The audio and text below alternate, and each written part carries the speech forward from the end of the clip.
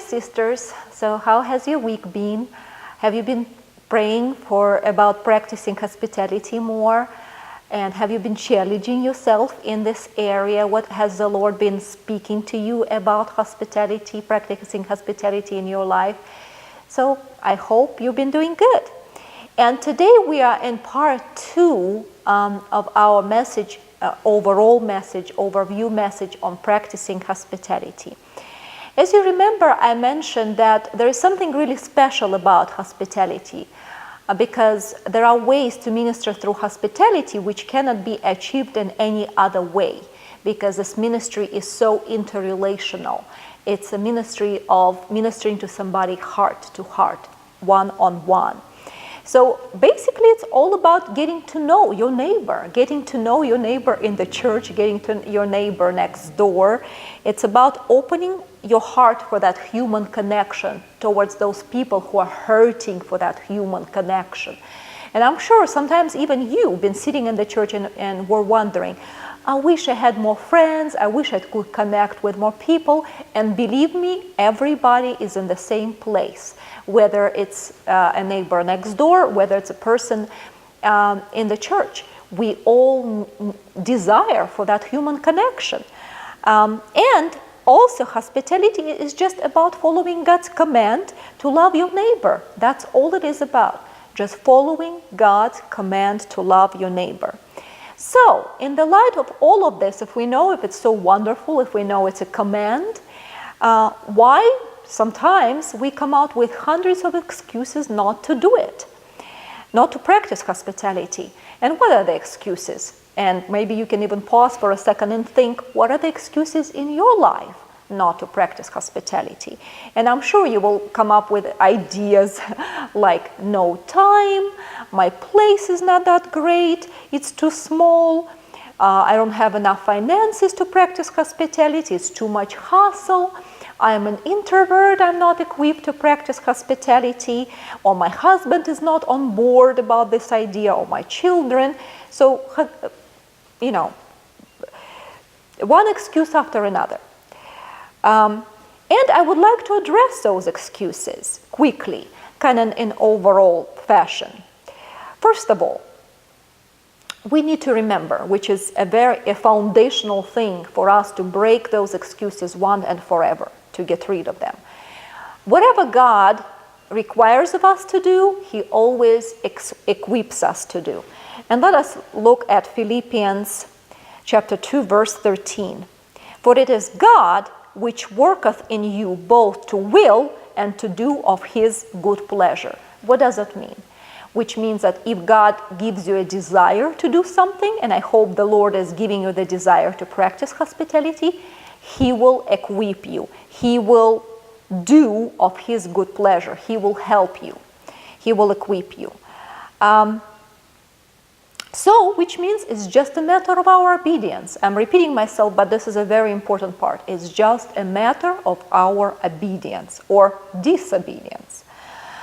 2 Corinthians chapter 3, verse 5. 2 Corinthians chapter 3, verse 5. Let me see.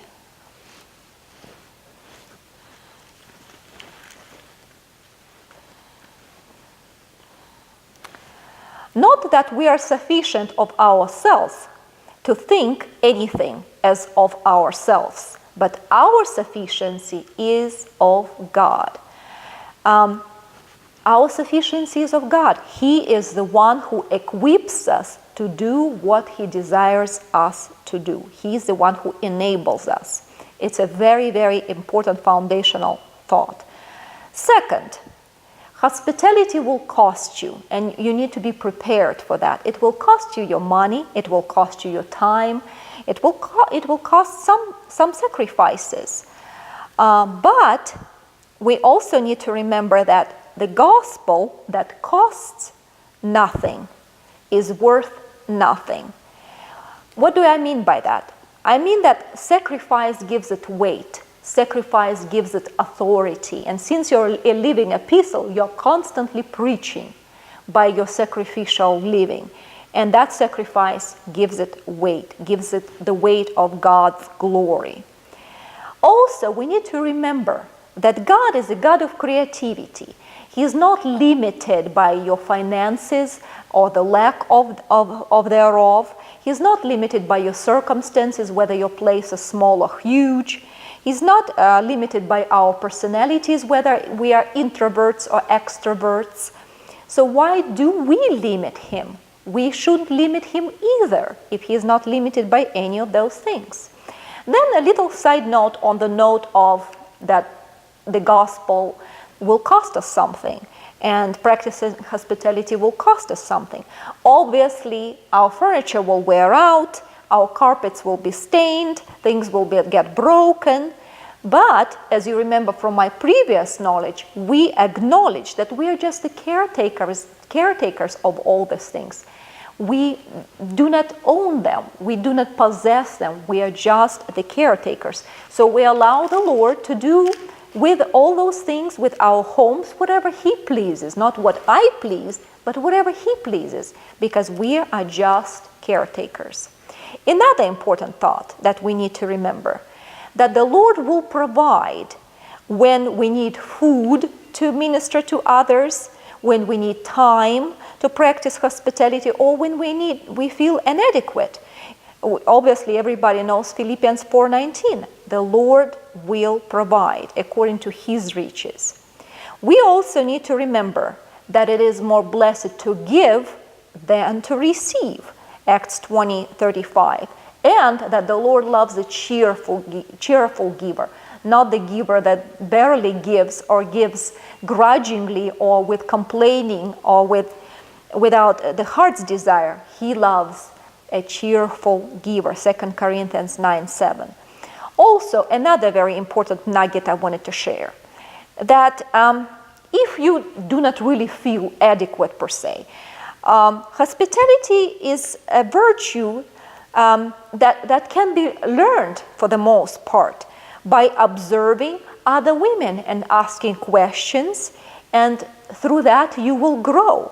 You can learn the little innuendos from other women. So ask questions, learn, observe, study. Another very important note, that hospitality doesn't have to be complicated. You can just invite a lady from your church or from a neighbor just for a cup of tea, for a little muffin and a cup of tea. That's all it takes. Just be simple. Do not overcomplicate things. Or for a little simple breakfast. Another very important nugget, that hospitality should be intentional. You also remember from my previous message, number 1, that we're prone to forget. That's why we are edified and admonished not to forget. Do not be forgetful to practice hospitality. That's why it has to be intentional. Otherwise, we will forget and it will not be our priority. We need to schedule for it if only possible. And this will allow us, obviously, more time to plan, more time to prepare, whether food, whether our homes. And this is called strategic hospitality. We are strategizing for it. We are preparing. We are thinking. Another very important nugget, to address the excuse if your husband is not on board. First of all, have you even ever considered asking him, honey, how can I help you overcome this problem?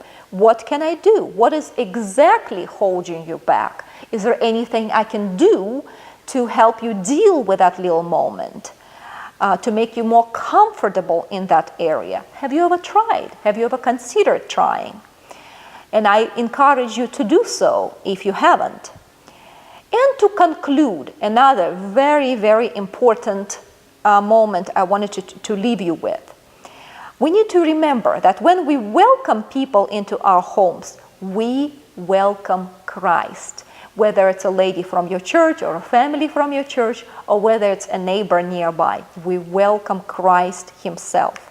Especially, obviously, with our household of faith. When we welcome the people from our body, we welcome Christ. Matthew 25, verse 34, verse 40, and verse 46. I was hungry, and you gave me food. I was thirsty, and you gave me drink.